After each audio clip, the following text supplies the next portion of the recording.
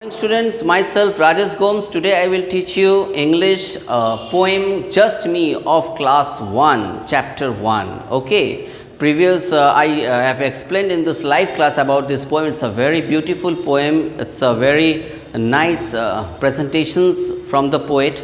ठीक है, तो ये हम आपको explain today. I will explain you and you have to go through this lessons very well. 8 pink fingers standing up tall, 2 little ears to hear mummy calls. So you have body parts. If I asked you, students, please say some body parts. So suppose you will say that head, nose, eyes, head, eyes, nose, tongue, skin, hands, legs, toes, fingers.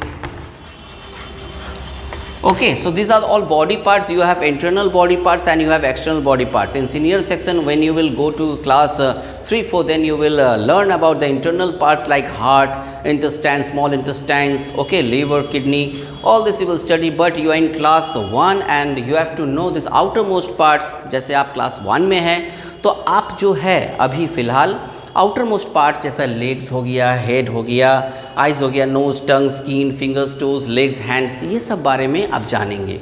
तो ये poem इससे related है क्योंकि अगर आपका body parts अगर नहीं होगा तो हम लोग मूवमेंट नहीं कर सकेंगे.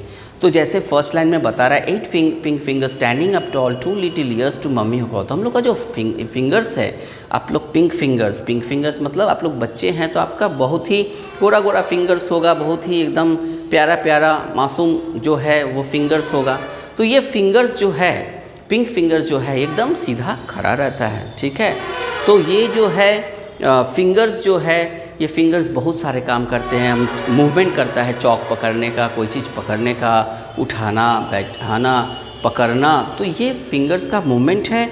और 2 little ears to hear mummy calls, और 2 कान हैं. 2 कान जब तक नहीं रहेंगे तो आपको मम्मी आपको बुलाते हैं, पापा आपको बुलाएंगे या कोई भी बुलाए, टीचर बुलाएंगे तो आप कान रहेगा तभी सुन पाइएगा. अगर कान अगर बंद कर दीजिए तो आपको आवाज़ नहीं आएगा. तो year is necessary for here. ठीक है, तो कान ज़रूरी है हम लोग जो है सुनने के लिए. तो जब आपका मम्मी बुलाती है तो कान बंद नहीं करना है कि हम सुने नहीं. ठीक है, तो कान खुला हुआ है और कान से ही आपका मम्मी का जो आवाज़ है आप तक आएगा. तो आप कहेगा यस मामा, यस मम्मी, जी मम्मी जी. ठीक है, तो आप मम्मी के पास जाते हैं. 1 little nose that I can blow, तो एक नाक है. नाक से हम लोग क्या करते हैं, सांस लेते हैं, सांस छोड़ते हैं. ठीक है, तो आप जो है सांस को छोड़ते हैं. तो ये नाक जो है अगर आप बंद कर दीजिएगा तो हवा जो है आप ऑक्सीजन नहीं ले पाइएगा, आप जो है ब्रेथ नहीं कर पाइएगा. इसीलिए नाक बना हुआ है ब्रीदिंग के लिए, ब्लो के लिए, ताकि हम लोग सूंघ सके और ऑक्सीजन जो है हम लोग का शरीर में जा सके. Okay, 10 pink toes all in a रो.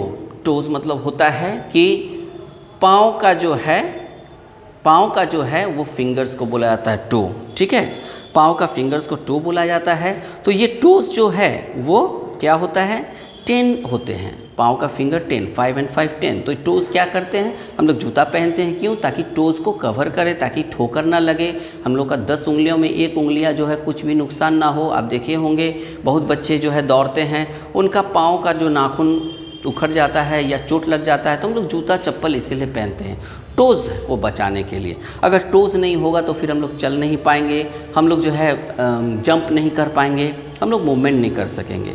तो 10 pink toes all in a रो, एक रो में मतलब कतार में. ठीक है, एक रो में. ठीक है, तो ये जो है, तो ये टोज है जो कि एक कतार में है, ऑल इन ए रो, एक लाइन से है. ठीक है, 2 little thumbs that wiggle up and down. ये जो थम्स है, ये थम्स इस तरह का मूवमेंट करता है, विगल अप एंड डाउन.